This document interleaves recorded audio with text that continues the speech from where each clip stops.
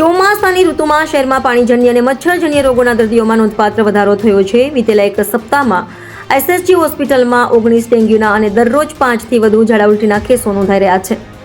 Smart city વડોદરામાં લોકો બેવડી ઋતુનો અનુભવ કરી રહ્યા છે, જેમાં ખાસ કરીને ચોમાસાની ઋતુમાં શહેરમાં પાણીજન્ય અને મચ્છરજન્ય રોગોના કેસો નોંધાઈ રહ્યા છે। ત્યારે મધ્ય ગુજરાતની સૌથી મોટી કહેવાતી વડોદરાની એસએસજી હોસ્પિટલમાં દરરોજના ઓપીડીમાં 1800 થી 2000 દર્દીઓ સારવાર લેવા માટે આવી રહ્યા છે। બીજી તરફ છેલ્લા એક અઠવાડિયામાં ડેન્ગ્યુના 19 કેસો નોંધાયા છે, જ્યારે દરરોજના 5થી વધુ ઝાડા ઉલટીના કેસો નોંધાઈ રહ્યા છે। ત્યારે આ અંગે એસએસજી હોસ્પિટલના આરએમઓ હિતેન્દ્ર ચૌહાણ લોકોને સાવચેતી રાખવાની અપીલ કરી હતી। ઝાડા ઉલટીના ડેન્ગ્યુના કેસો કેટલા વધારે છે? ચોમાસાની ઋતુમાં આ ટાઈપના રોગચાળો થોડો ફેલાતો જ હોય છે।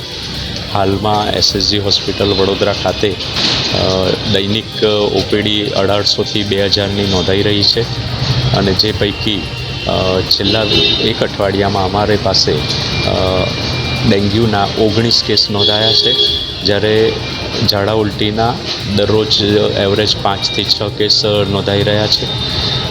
હાલમાં રોગચાળાની પરિસ્થિતિ એટલી ગંભીર નથી, પણ દરેકે સાવચેતી લેવાની જરૂર છે।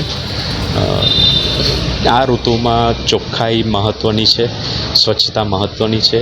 ઘરની આસપાસ ગંદકી દેખાય તો એને તરત દૂર કરવી જોઈએ, જેથી આપણે માખી અને મચ્છરનો ઉપદ્રવ ટાળી શકીએ અને રોગથી બચી શકીએ।